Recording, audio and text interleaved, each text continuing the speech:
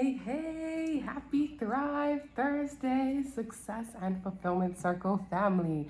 I am excited to share with you today. Some of you may have seen a bit of the outline that we are going through today already, but I thought it would be helpful to run through it in our Thrive Thursday training today because some of these points are things that I think we kind of breeze over a lot of times, that we are just like, oh, I know about that. Of course that's a problem in our industry, but have we really acknowledged it and found ways to overcome it if we haven't overcome it already? So the points that I'm bringing up today are the points that came from Kelly from our Island Affiliates group, in the education curriculum that was sent out to the rest of our team. But I dove a little bit deeper into that, and I found it really interesting, the 10 points that she had said were the most common challenges that we do deal with in our real estate market.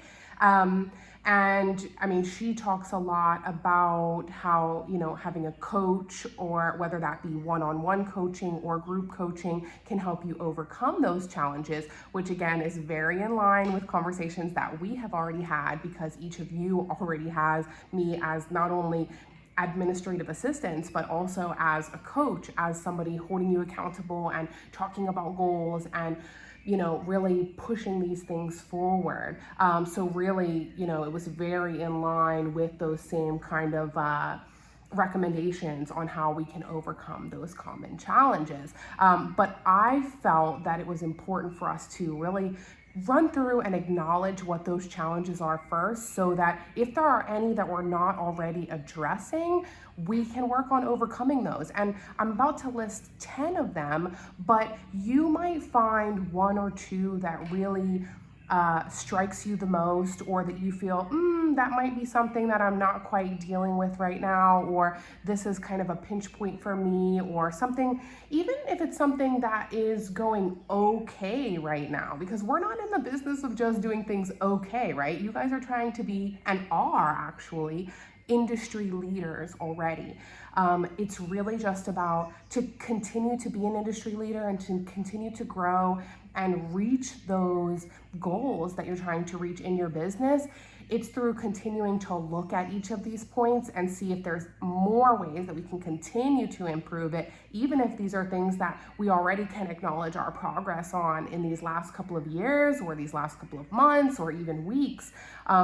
Recognizing, again, like we've said before, things that are working and things that are not working. It's very important to continue to reassess these things. So this is another good example of that. I'm going to go ahead and kick it off. But the first one being, okay, so lack of training is the first one that she says is a common challenge that we have in our industry.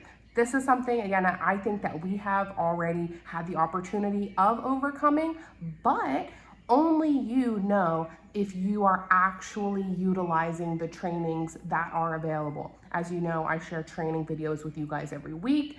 I know that you guys are engaged in those, so it's really holding yourself accountable to make sure that you're going through those. And then there's also other things that are through our actual company directly. We've got lunch and learns, we've got additional webinars and group coaching and online curriculum opportunities.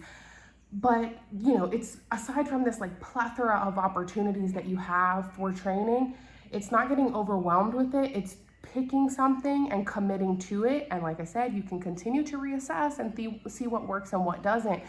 But you need to continue to train yourself as things change, or as you find pinch points that you feel may be your strong suits or your weak points right now in your business. So the first one was lack of training. Second one was poor time management. So this is one, again, we've ran through ways before to kind of like organize things in your calendar.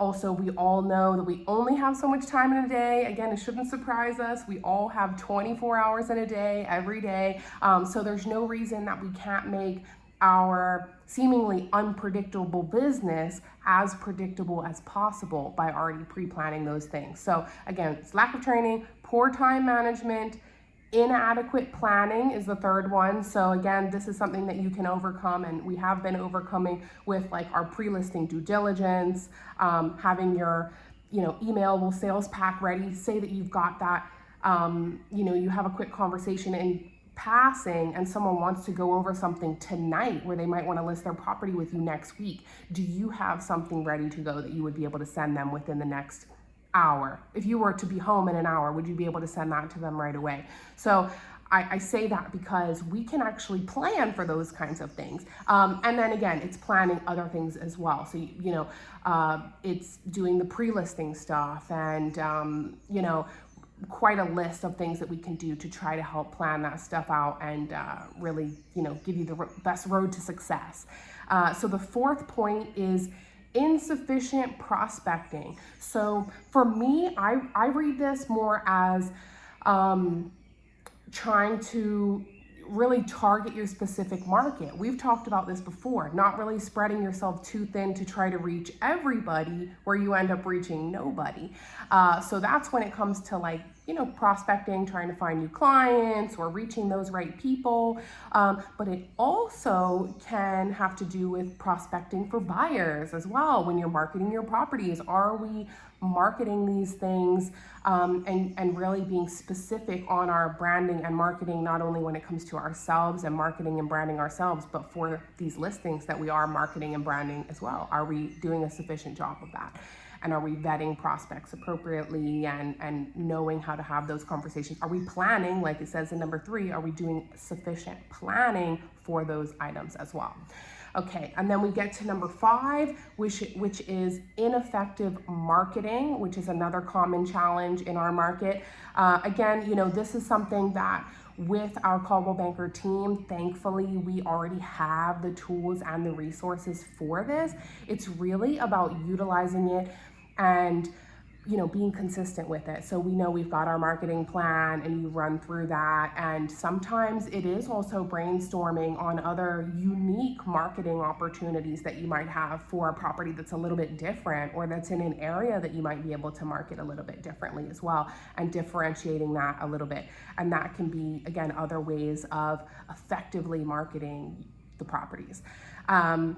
So then we've got number 6, which is lack of follow-up. So again, this is something we've started to overcome when we talk about like our CRM systems and, continuing to follow up with people, whether it's buyers that we know are still out there, whether it's vendors that have already closed on a property or a new homeowner, or, just really making sure that we keep people in our lives, because majority of our business is repeat business, and we do genuinely care about our clients and the business that we're doing. So I know that we get really, really busy, but this is an area that I know most of us are trying to continue to constantly work on. It's not even just yes, I've already done such a great job with my follow-ups, then tick, that's done. I think that it is a work in progress and something that we continue to do, and finding the most efficient and effective ways for us to be able to do that. So thankfully we have our CRM system, and it's just about continuing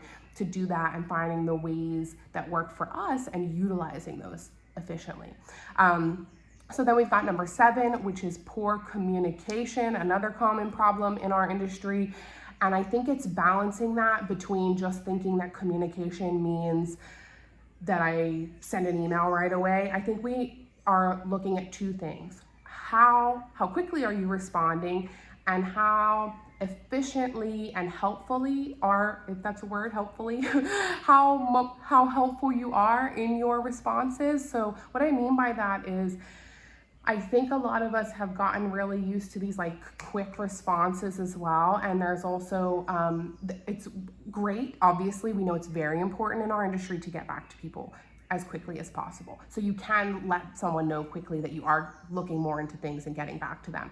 Sometimes it can also mean that, you need to communicate that, but communicate that you're working on something a little bit further. You're gonna get them more details. Or, for me, I think, when I think communication, and you guys know this, you probably, without me even telling you, I can tell you, you guys can know that this is my type of mantra, but I'm one who's all about over communicating. I would rather share with you that I am working on things at these certain times, or this is what things are looking like, rather than you wonder, or a vendor wonder, when am I going to get my update, or things like that. It's like we would rather have that kind of organized in advance and share, so that also if someone says, no, actually I would prefer to receive my updates on Tuesdays because I have a board meeting on Wednesdays that I like to bring them to. So if you've communicated that you'll send your updates on Friday, then you can have that conversation in advance. Otherwise, you're making an assumption that everybody wants their updates on Fridays.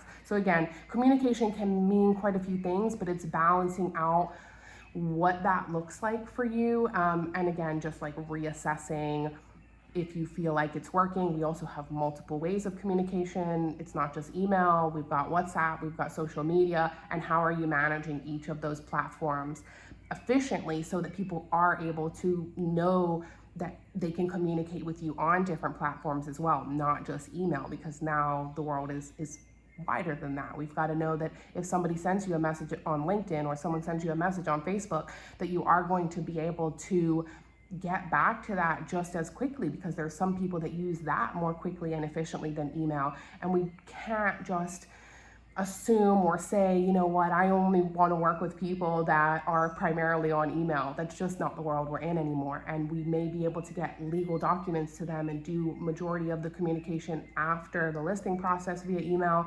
But sometimes we may have to work with people on other forms of communication, and really asking those people what their preferred ways are as well, and being able to incorporate that into our lives and our schedules. So that was number 7. Number 8 is, so as far as problems, like overcoming challenges in our industry, number 8 made me laugh. Inability to close deals. Why did I laugh? Because I think we all know and can understand, and each of us have had recent actual examples of this, of how half of what our job is actually after the accepted offer. It's not just the getting the listing. It's not just the finding a buyer, marketing, listing it, getting it fully exposed to the market, finding a buyer, sending those draft contract details out. That's like the beginning of the process. Sometimes we've got a whole nother stage, which is the value that we bring, really. I mean, this is the reason that you want people to be able to come to you as an agent rather than sell their properties themselves, or sell their properties on like an online platform that are, things like AI are becoming more popular, artificial intelligence, right? Where people are learning to be able to do more things themselves. You can really look up what the fair market value of for your property in more ways than you could before yourself. So really showing how we can utilize, like how we add value to that. We know what a big difference it makes to have somebody who's got their finger on the pulse in this industry, but also being able to share like what a huge step it is to be able to help nudge things along and actually close that deal. I think that's where we really kind of like undervalue ourselves as agents sometimes, and don't share with people that that's a huge part of what we do. And it goes back to those communication things. So you've got to know that that is a skill set of yours that you've got to continue to do, or know with your team, with us, and our in-office team, that we are communicating these things, we're doing our follow-ups, and I think that we do a really great job of that. So it's just really, continuing to grow that, and again, sharing that with potential vendors and things like that, even buyers, sharing with them what that looks like along in the process, because that is a huge area that we can add value as agents, that we do add value as agents. And then number 9, lack of confidence is a common challenge in real estate. So I think a lot of this really comes from more so the prep work. I don't think like lack of confidence is more, we've got some very bold personalities in our industry. So usually it's very outgoing personalities. It's, someone, what do they say? Someone that could sell ice to an Eskimo. Like, we have a lot of people like that in our industry that are like, have that energy, very outgoing. But I think where the hesitation comes in, and this lack of genuine confidence, because there's 2 types of confidence, right? There's there's what I call like the ego confidence, that confidence where you just know the person doesn't know what they're talking about. Let's be honest, we all know what that looks like, but they seem to be like exuding this like confidence where that used to get people by actually in business in our industry and other industries. But people are seeing through that stuff now. Now that kind of confidence is very like, I don't know, I feel like people really see through that, right? So now it's really that I want to call it quiet confidence or calm confidence. Your calm confidence comes from you being able to have a conversation with someone about the market, you being confident in the fact that you know that you will do a better job than anybody else that is going to get this listing. And it's just, again, I think, I've shared this with you before. When you're selling your services, it is just about educating people on your services. It's not being all salesy and overly confident and this is me and this is what I can do. Like, no, this is the confidence on, just really finding what those people need from you and showing them how you're going to make this process easier for them. So I say all this because, this circles back to the lack of confidence side. Each of you has no reason to not be confident in our industry. Each of you are industry leaders. But that confidence needs to come from that preliminary work that you've already done, that knowing your market, that staying involved, those continued trainings, like literally running through the other ones 1 through 8, that will build that confidence just by, again, being prepared, okay? So number 10, the last common challenge in our real estate industry: failure to adapt. So again, this circles back to what I say over and over, which is, we have to continue to reassess what's working and what's not. We should give a certain amount of time. Obviously we create a structure for ourselves of what we feel is working, and then, try to stay consistent in that. Again, consistency is huge with everything when it comes to communication, when it comes to marketing, when it comes to, you don't want to be selling a service that you're then not going to execute. That's not what we're trying to achieve here. All of these things, we're trying to bring consistency to that. But in all of that, you have to be able to assess what's working and what's not, and not just always go with the way things always have been. And what I really love about this group is that we all really are focused on like innovative ways that we can continue to grow our business. And in being industry leaders, you also are the ones really like spearheading that change. Like the evolution of our industry comes from leaders like you who are adapting, who are changing the way that business is done, changing the way we communicate with people.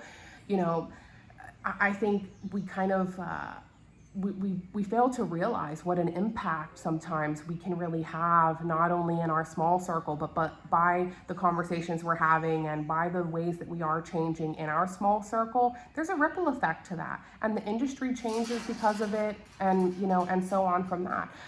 So again, I hope that these 10 points help, and they're just good reminders for each of you when we are, again, I think just this first step is acknowledging that each of these points can be big challenges in our industry. And then at that point, you can overcome any that are really big pinch points for you. So I would say, maybe you pick 3 of these 10 and say, okay, these are ones that I would really like to continue to focus on, that I think that I could actually grow in right now. So maybe pick 3, and then pick, of those 3, what's number 1 for you? Like, what's an action item that you can do in one of these 10 points of a challenge that you might be dealing with in our industry right now from these common challenges, and a way that you can continue to grow in that. All right, guys, so I hope that was helpful for you. I'm looking forward to hearing your feedback as always.